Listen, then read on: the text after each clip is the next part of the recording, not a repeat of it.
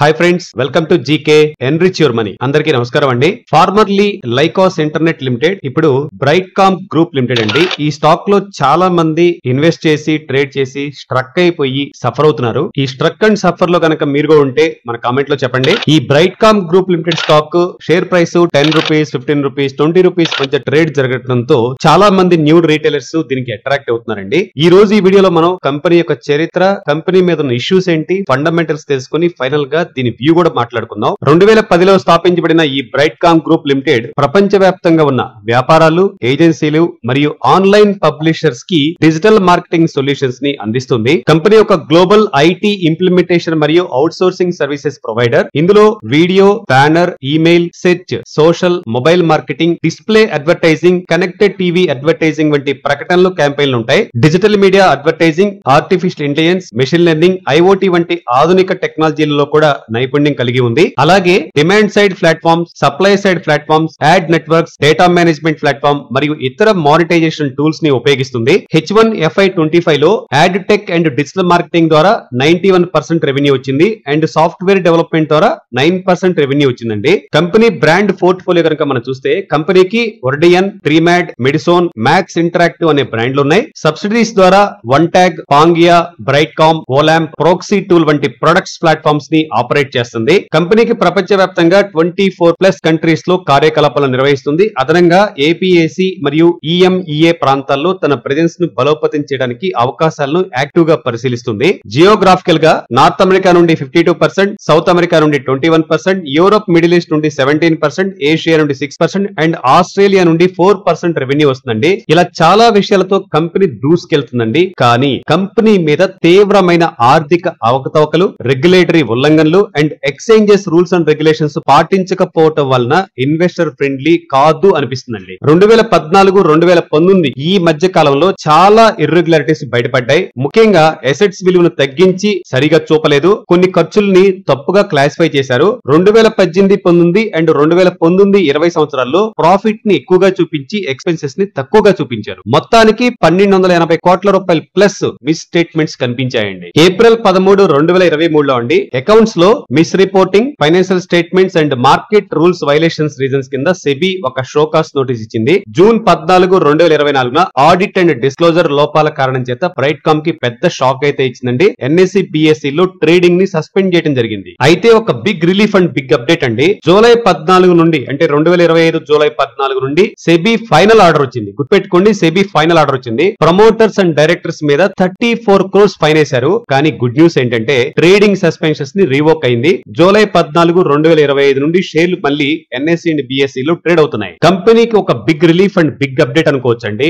ఇప్పటి వరకు జరిగింది ఒక ఎత్తు, ఇప్పటి నుంచి జరగాల్సిన ఒక ఎత్తుగా ఉంది. అంటే సెబీ నుంచి ఫైనల్ ఆర్డర్ వచ్చి వీళ్ళు ఈ రకంగా ఫైన్ అంతా పే చేసి క్లీన్ చేసుకున్నారు అనుకోవచ్చు.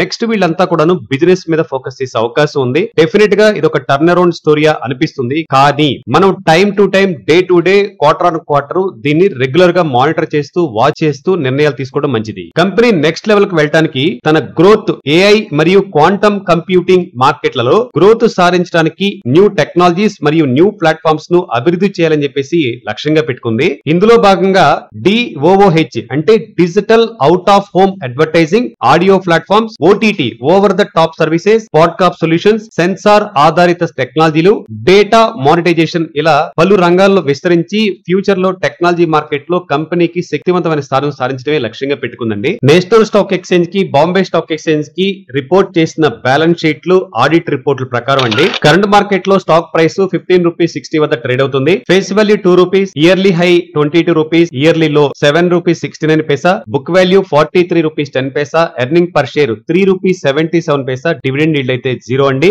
ఇండస్ట్రీ పిఈ 30.5 ఉంటే స్టాక్ పిఈ మాత్రం జస్ట్ 4.15 ఉంది. Return on equity 8.62%, return on capital employed 12.3%. Very important, operating profit margin 25.8% and promoter దగ్గర 18.4% మాత్రమే ఉందండి. ఇందులో ప్లెడ్జ్ పర్సెంటేజ్ మళ్ళీ 1.08% ఉంది. పబ్లిక్ దగ్గర మాత్రం 73.6% ఉంది. ఇంకొక ఇంపార్టెంట్ పాయింట్ ఫ్రెండ్స్, ఎఫ్ఐఎస్ దగ్గర 8.01% ఉంది. అయితే డిఐఎస్ దగ్గర అయితే ఏమీ లేదు. కంపెనీ సేల్స్ గ్రోత్ అయితే చాలా ఇంట్రెస్టింగ్ గా ఉంది, 30.5%. ప్రాఫిట్ గ్రోత్ కూడా చాలా ఇంపార్టెంట్, చాలా బాగుంది, 45%. చాలా చాలా ఇంపార్టెంట్ విషయం ఏంటంటే కంపెనీ దగ్గర డెట్ అయితే 0 ఉంది. కానీ very red mark on company contingency liabilities అండి. 3,585 కోట్లు 3,585 crores కంటింజెన్సీ లైబిలిటీస్ ఈ కంపెనీలో ఉన్నాయండి. ఇదే ఇక్కడ మనకు రెడ్ మార్క్. కంపెనీ దగ్గర రిజర్వ్ కూడా చూపిస్తారు. మళ్ళీ దీనిలో 8,286 crores చూపిస్తున్నారు అండ్ ఇన్వెస్ట్మెంట్స్ అయితే 583 crores చూపిస్తున్నారు. మొత్తం బుక్స్ లో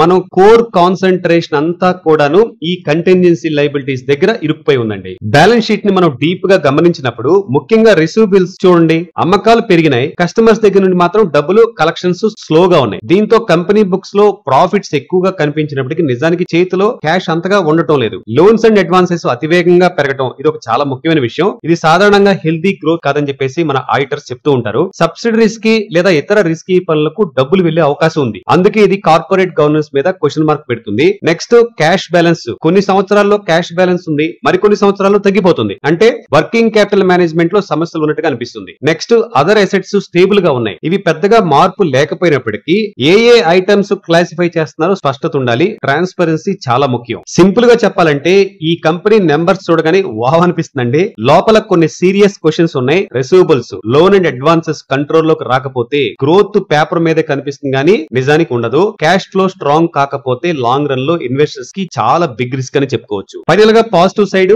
లో valuations, debt free company, profit growth ఉంది, strong reserves, good operating margins and FIS interest కూడా ఉంది. కానీ నెగిటివ్ సైడ్స్ చూస్తే కార్పొరేట్ గవర్నెన్స్ ఇష్యూస్ అయితే చాలా ఎక్కువ కనపడుతున్నాయి ఈ కంపెనీలో. బట్ సెబీ నుంచి ఫైనల్ ఆర్డర్ వచ్చింది కాబట్టి కంపెనీ మీద గ్రోత్ ఫోకస్ చేసి నిజాయితీగా వెళ్తారేమో అనుకుంటున్నాం. ప్రమోటర్ హోల్డింగ్ అయితే తక్కువ ఉంది, పబ్లిక్ హోల్డింగ్ చాలా ఎక్కువ ఉంది, రిసీవబుల్స్ ఎక్కువ, లోన్స్ అండ్ అడ్వాన్సెస్ అబ్నార్మల్ గా రైజ్ అయినాయి, కంటింజెన్సీ లైబిలిటీస్ అయితే మరీ తలనొప్పిగా ఉంది, డివిడెండ్ అయితే లేదండి. సో హై రిస్క్ లో ఉన్న స్టాక్ గా చెప్పుకోవచ్చు, కానీ ఆపర్చునిటీ కనబడుతుంది. ట్రేడర్స్ అయితే ప్రాపర్ రిస్క్ మేనేజ్మెంట్ తో మూవ్ అవ్వాలనుకుంటున్నామండి. ఖచ్చితంగా స్టాప్ లాస్ పెట్టుకుని మాత్రమే ట్రేడ్ చేస్తేనే సేఫ్ జోన్ లో ఉంటాం, అదర్వైజ్ హెవీ రిస్క్ లో ఉంటాం. ఇన్వెస్టర్స్ అయితే మాత్రం వెరీ స్ట్రిక్ట్ గా ప్రాపర్ అలొకేషన్ మేనేజ్మెంట్ తో వెళ్ళొచ్చు అనుకుంటున్నామండి. ఫ్రెండ్స్, ఇవి ఈ రోజు మన మార్కెట్ ఇన్సైట్స్ అండి. మరో మార్కెట్ ఇన్సైట్స్ తో కలుద్దాం. Thank you so much for watching. జై హింద్.